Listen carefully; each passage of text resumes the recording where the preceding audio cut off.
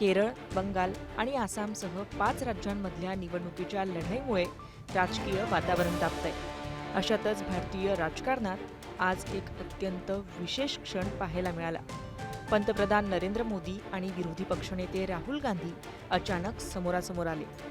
पंतप्रधान मोदी संसद परिसरात पोहोचताच राहुल गांधी आणि जे.पी. नड्डा यांच्यासह अनेक नेत्यांनी हात जोडून त्यांचं स्वागत केलं. पंतप्रधान मोदींनीही हात जोडून त्यांचं स्वागत स्वीकारलं.